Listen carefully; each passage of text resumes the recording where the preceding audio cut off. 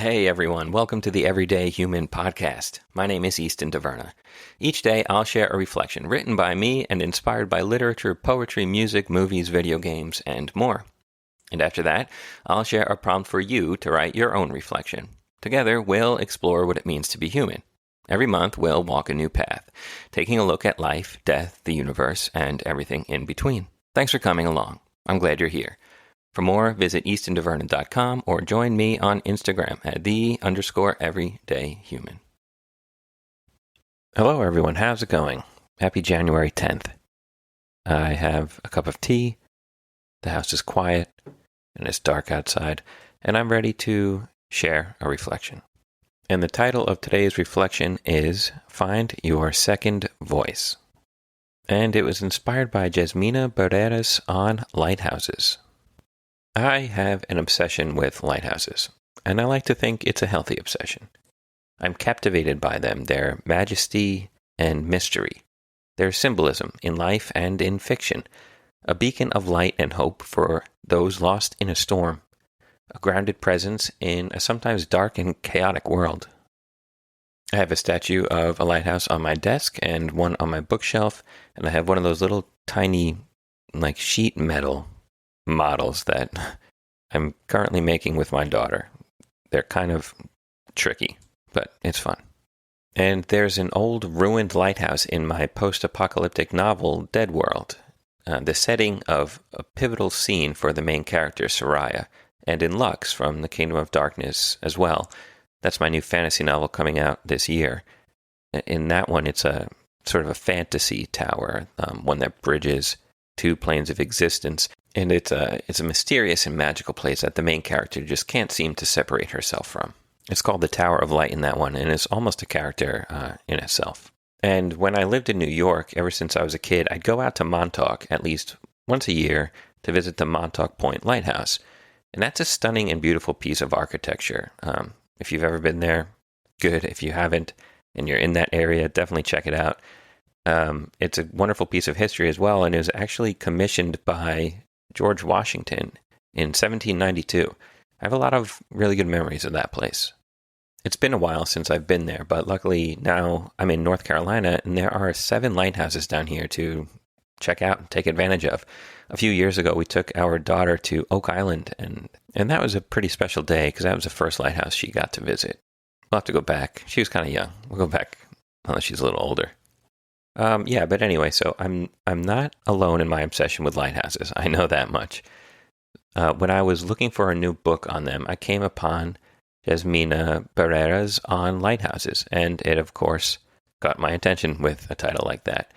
It's a fantastic book. It's like part memoir, part history of lighthouses, and it's beautifully written, and you can learn a lot about lighthouses in reading it, and there's like a sort of a dreamlike mysterious quality, which I think goes very well with the subject matter.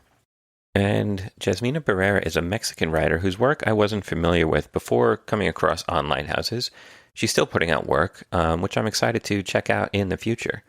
And with all of that being said, let's get into the quote from On Lighthouses. And it goes like this. Lighthouses also have voices. In terms of language, their light is voice. Philip Hoare compares the blink pattern of the lighthouse to a cetacean's clicks. And when the light fails, there is another voice, the horn. Fog is the worst enemy of the lighthouse, because its beam can do nothing against the milky density that swamps and diffuses it. At such times, the horn is a hidden cry that calls out to ships. And now here's my reflection. Often in life, we may feel disoriented, like we are ships lost out at sea and searching for the guiding light of a lighthouse to bring us home. We may seek this light in a partner, in our work, in religion, philosophy, literature, nature, or perhaps in more nefarious things. It is not wrong to feel lost. We are limited creatures after all, trying to navigate this beautiful and challenging life as best we can. But today let's consider that we are not lost ships, rather the lighthouses that stand tall and act as beacons to guide. We, each of us, are blinking our unique characteristics and calling out to one another from the islands of our souls.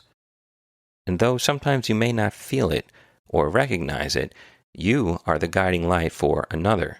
Your light shines no matter how bright or dim and guides others toward you or a destination you can reveal to them. This light, for the most part, is your constant. It is who you are in the day-to-day, when seas are smooth and the sun is shining, when it is easy to help and to guide others simply by being who you are. But the fog of life will inevitably roll in, dispersing and obscuring your light from others. Heartbreak, the death of a loved one, sickness, the loss of a job, despair at the state of the world. There is no end to the types of fog that will attempt to smother your light any chance it gets. And that's when you need your second voice most. Just as a lighthouse will blast its horn, so too must you find your secondary voice when you are feeling lost or defeated. When others still need you, but you feel as though you've got nothing left in the face of it all and need a light of your own to follow. Is it your undying love for your family or partner that will keep you going? Your dreams and aspirations that you've yet to complete? Your drive to serve and help others while you are here in this brief and precious life? The underlying knowledge that others need you, and without you, they would be lost. When the fog comes and smothers your light, dig down deep. What is it within the well of your soul that you can draw upon to keep you going? What is your hidden cry that will call out to others and lead them to shore? And there we've reached the end of my reflection. And doesn't it seem lately, the last year, I don't know, the last however many years, that we have needed to find and use our second voices. And when I wrote this reflection last year, it spoke to me, this idea of second voices. Then and now, looking around the world and the state of things, the fears and anxieties and weariness that are palpable, it's clear I needed to find my second voice. The fog was rolling in, large and fast, and looking like it wanted to linger for a good long while.